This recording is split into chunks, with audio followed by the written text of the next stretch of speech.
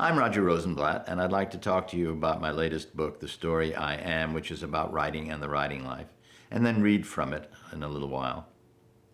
I want to talk to you about writing, and I want to talk to you about the times, and oddly enough, these times, these dreadful, scary times of the pandemic, suit writers, that is, they fit writers in an odd but natural way. I'll tell you a story about my grandfather. My grandfather came from Berlin, and he was an artist. When he came over here, he could get no work as an artist, so he opened a sign painting shop in the Bronx. And every evening he would ride the 3rd Avenue L, the elevated subway, from his shop in the Bronx to St. Mark's Place in the Lower East Side, where he lived. Twice a week, though, he would stop in Gramercy Park, where I lived with my parents. I was 3 or 4 years old, and my grandfather would come in, sit at the end of my bed, and tell me stories. Wonderful, enchanting stories, and I was thrilled. One night he came, sat at the end of my bed, and said nothing. "Pata," I said, Pata being my name for him, "Pata, aren't you going to tell me a story?" And he said in his thick accent, "No, Raj, tonight you tell me a story." "But I don't know any stories." "Well, tell me a story about what you did today. What did you do today?" It happened that on that day, Mrs. Morris, a neighborhood mother, took all the kids to Palisades Park. And we rode on the carousel, and we went on the merry-go-round, and we went in the pool there, the little pool, swimming. So I told him about all this, and I could see that he was mildly interested, so I thought I'd dress it up a bit. Then I told him about a crocodile that suddenly came into the pool, started to chase all the kids around the pool. I ran out of the pool, up a hill, into a cave where a polar bear was sitting having cotton candy, and we sat and had cotton candy together. And I looked at my grandfather, and I saw the slight smile and realized what it was to be a writer. I was holding him in my thrall. Mere words held him in my thrall. And what were the words about? Something virtual. This crocodile was virtual. It wasn't real. The pool was real. Marianne Moore said that poetry consists of imaginary gardens with real toads in them. Even that isn't true. If you write about the toad too is virtual. Writers specialize in the virtual. It is our wheelhouse. And what do we have today? Everything virtual. Virtual meetings, virtual classes, virtual tours of museums and libraries. I heard this morning of a virtual safari. Everything virtual, and the writer fits in, and yet does not. Because what we do is more real than the virtual. We make it more important, more amazing, more everything than the virtual. You want a king? We will give you King Lear. Want an amazing woman? We'll give you Emma, or Emma Bovary, or Anna Karenina. There was a survey years ago taken of hundreds of thousands of people, and the simple question was, who, in your opinion, was the most important personage of the last 200 years? Who did they pick? Sherlock Holmes. Sherlock Holmes isn't real. They picked someone better than real, more real than real. This is our wheelhouse. This is what writers do. We deal in the virtual sublime. Real, more stunning, more memorable. That's what we do. As for how we do it, we just do stuff out of thin air. We make stuff out of thin air. Years ago, our daughter died, and we lived with our grandchildren in Bethesda, Maryland, on the lower level of the house. And every once in a while, I would go over to the kids' public school and talk to them about writing. There were 3 children. Jessie, the oldest, one day introduced me to her 4th grade classmates thus: "This is my grandfather, Bappo," her name for me. "This is my grandfather, Bappo. He lives in the basement and does nothing." I couldn't fault her for accuracy. As far as she could see, I did nothing. And in a sense, I did nothing. King Lear, our old king, comes back and says, "Nothing comes of nothing." But for writers, everything comes of nothing. Edgar Doctorow, the great E.L. Doctorow, said, "I start with nothing in a novel and I make something of the nothing." The great American novel, in my judgment, is Ralph Ellison's Invisible Man, greater than Huckleberry Finn. Why? Because it shows the whole country, all of America. It shows white America through the lens of black America. And so the whole country is understood in all its complexity, in its darkness, in its lightness, and its goodness. Invisible Man did nothing. He lived in a basement, literally. He lived in a basement and did nothing. and of nothing he made miracles. What we do, how we do, and most important, why we do it. Why do we do it? Why do writers write? Nothing smaller than to end the suffering of the world, to alleviate the suffering of the world, to show the world clarity and beauty and truth. All the grand abstractions. It is why we do it. We do it lots of different ways, but that is why we do it, to write, to make the world better. To take someone like my grandfather, who was poor as a church mouse, or in his case, poor as a synagogue mouse, and tell him that he too belonged in the world. He wasn't an artist here, but he was still a person, still a wonderful person. And art could embrace him, words could reach him, words could embrace him, and tell him that he was an important part of the world. Writing makes justice desirable, evil intelligible, grief endurable, and love possible. And to be sure, writers miserable from time to time. I want to talk a bit about the writing life that I describe here in The Story I Am, and then read to you now a few selections, and thank you for tolerating this. This is from Kayak Morning, a memoir, in fact, that I wrote about our daughter's death. The characters in a novel I'm writing have lost control of themselves. The one-eyed hag has become a two-legged dog who travels solo in a red cart and plays banjo. The gatekeeper has become a beekeeper. He's so out of things he tries to open and close a gate made of bees he drinks. The hero of the piece is spread in 100 directions like the roots of an old tree. As for the villains, there are so many by now I'd be better off yoking them under a single name. This is what happens when you lose control. Do not pay attention to the novels you are writing. Oh yes, and Death. A character called Death has stuck his Roman nose into the plot. He plays a vampire who needs a transfusion. It's a bad idea, don't you think, to give a transfusion to a vampire? I sometimes wish I had opened a shop instead where I sold coconuts or auger d'art or bowie knives, anything but books. People would come into my shop to get things they want, and I would give them what they want, and we both would take satisfaction at the transaction. The trouble with writing is you give people what they don't want. And by the time they realize they needed what you gave them, they have forgotten where your shop is located. You, meanwhile, never noticed them in the first place. You were intent on your work, which consists of parricide, or rather patricide, and theft. I read Cavafy the other day, cover to cover, for the sole purpose of robbing his grave. There's only one point to writing. It allows you to do impossible things.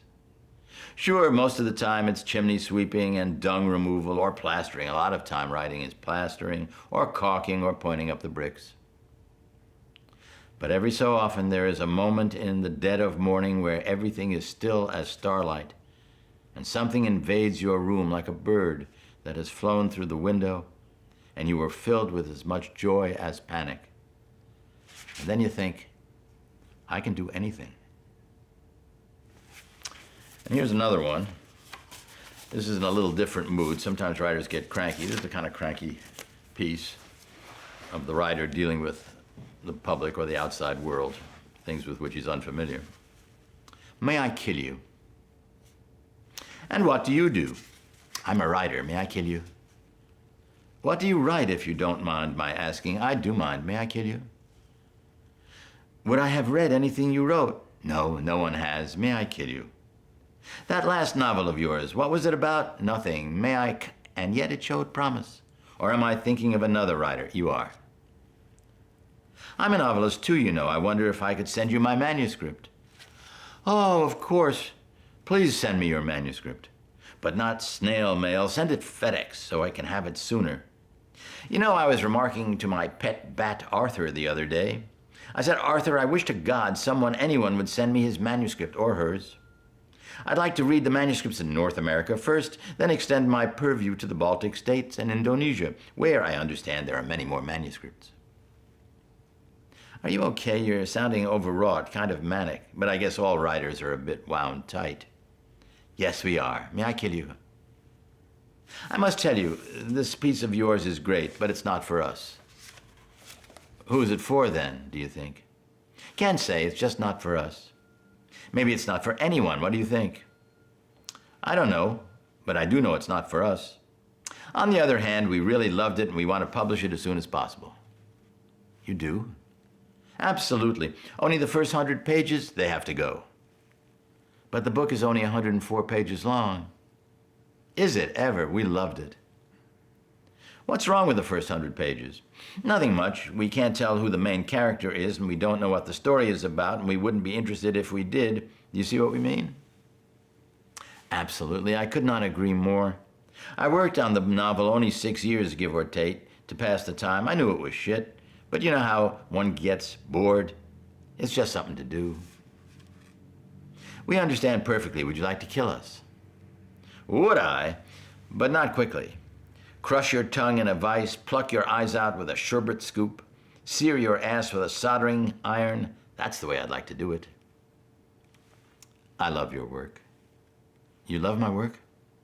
It reminds me of Proust. It does? Have you ever read Proust? No, no one has. No one has ever read Proust. It's just something to say. So you really don't love my work? No, but I love Proust. Me too. May I kill you? Know what I love best about your work? It's neorealism. That's what I love. And it's Neoplatonism, too. And its neologisms. They're the best. I do love its lapidary style, its catachresis. Everything, actually. The entire oeuvre. Are you from the New York Review of Books? Who isn't? What did your review say about my novel? I forget. We called it lurid yet redeeming. Ah, yes. We also called it lacking in style and content, yet brave. Personally, I don't think I've ever read a braver novel. How it fought off those other novels. Oh, see what I've done. I've hurt your feelings. Look, the trouble with you writers is you're too touchy. Too, how shall I put it, needy. Why not say needy? Needy, yes. All you ever want is praise, praise, and more praise, and when you don't get it, you get all steamed up and pissed off. And you seek revenge, revenge. Against us, against other people. Why, you don't even think about other people unless, of course, we're praising you. Any other time, we're useless. Get real, will you? No one receives praise. That's the way of the world. When the guy gives you change at the 7-Eleven, do you tell him, hey man, great change? Planet Earth, me bucko, your work may be brilliant or it may stink, and no one will ever know you and know who you are, and you'll die and people will discover your unpublished stuff posthumously and say it stinks too. Why should you care? That's not why you write. You write to do it, isn't that so? Do you mean that? Certainly I mean it. You think we writers are destructively self-involved? Duh. Well, I must say, I never thought of it from your point of view, and what you say makes sense. I don't write for you, any of you. I write for me, yes. This conversation has been a real eye-opener. Thank you. Thanks very much. Just one more question. And here, in a different tone, is me with my very young grandson, James. James was the youngest of our daughter, Amy. Busiest kid I know. So funny and so interested in everything. So here he is, very young, sitting in my lap. This is from the memoir, Making Toast, different memoir. My grandson, Bubbies, née James, sits in my lap in the den. He locks his hands behind his head when he relaxes. I do the same. We sit there in a lopsided brown leather chair, same pose, sitting in tandem like luge drivers. One evening he points to the shelf to his left and says, book. He indicates the letters of James Joyce, edited by Stuart Gilbert. It seems an ambitious choice for a 23-month-old boy, but I take the book down and prop it before us. Dear Bubbies, I begin. I went to the beach today and played in the sand, and I also built a castle. I hope you will come play with me very soon. Love, James Joyce. Bubbies seems content, so I read on. Dear Bubbies, went to the playground today, tried the slide. It was a little scary. I like the swings better. I can go very high just like you. Love, James Joyce. Bubbies turns the pages. I occasionally amuse myself with an invented letter closer to the truth of Joyce's life and personality. Dear Bubbies, I hate the Catholic Church and I am leaving Ireland forever. Love, James Joyce. It tickles me that Bubbies has chosen to latch on to a writer who gladly would have stepped on a baby to get a good review. I try to put the book back, but he detects an implicit announcement of his bedtime, and he protests. Joyce, he says. Eventually, he resigns himself to the end of his day. He puts the book back himself and quietly says, Joyce. And finally this from the novel Thomas Murphy, my novel about an old Irish poet living in New York. His wife Una has died. His gay friend Greenberg, his best friend, has died. He still has his daughter Maura and his grandson William. And he has poetry, and poetry means the world to him. And here is he talking about the destiny both of poets and of poems. As a poet, I have to believe in God, though I have little affection for the God I believe in, and he has none for me, none he has shown me, at any rate. Yet I must believe, or I could not write words, structure, anything. The whole process of writing a poem is mystical, to me at least, mystical and beyond my reach.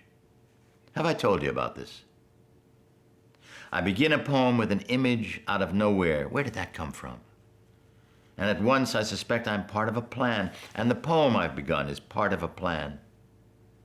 The process of writing, then, is the progression towards someone else's design. And who could that someone else be but God? It's why I think whenever a poet arrives at the end of a poem, the moment is always unsatisfactory, a letdown. But there you are nonetheless, sweating like a pig and breathing hard and knowing you've tried your hardest to fulfill what was decreed, preordained, and of course you failed. It's why I tend to write simple poems with rocks in them. I have throes of fanciness in me. I have to beat them down sometimes, but generally I dismiss them as fake thinking, as fiddling with knowledge or language for the silly sake of doing it. I know that dandyism does not make for real poetry, ars poetica. This comes from my dad, too, my father. He could not stand waste of time or behavior or language. He'd tell me most talk is horseshit, but not as useful. He always spoke in a straightforward way, putting one word in a slot where a lesser man would have stuffed three. Thus, every word he said to me was beautiful. There is a connection between this simplicity, and my feeling that a poem of mine has been written before I write it, that I am tracing the original drawing the way children trace. And in that same way, the tracing is different from the drawing beneath it, even if it follows the lines as carefully as a child is able. As a poet, there is always something uniquely yours in a traced work, something your own that even shows the original artist. He may not have known that it was divined. Like those copyists of the old masters who were compelled to leave a clue that they, mere copyists, existed too. And to reach that point in a poem, it is best to keep the language simple, like my dad's, so as not to muck the thing up. What happens then, even though you know you have failed to follow the plan perfectly, is that you have done something worthwhile on your own imperfectly. You have kept it simple, but it is not simple. The poem has taken you to the edge of the sea, to the point where the vast sea is revealed. And though you know you cannot recreate the sea with all its welts and fathoms, with its treasure ships half buried in the sand on the bottom, among the kelp, and its killing fish, and its killing winds and manacles, still, you have brought yourself to the brink of revelation on that shore. And the beginning of revelation is, for all purposes, revelation. You never crash if you go full tilt. It takes a kind of courage to write a poem. My ma's courage and my dad's courage, and Kate's and Una's when she was certain that she was going to die. And Sarah's courage, the woman he meets in the novel, the blind woman whom he loves. And Sarah's courage too, when she was little and knew she had to live all her coming days in the dark and yet got on with it. The courage to gun it, even though you're predetermined to fail. Because between that certainty and the attempt to refute it is life, boyo. Dreadful, gorgeous life. Thank you.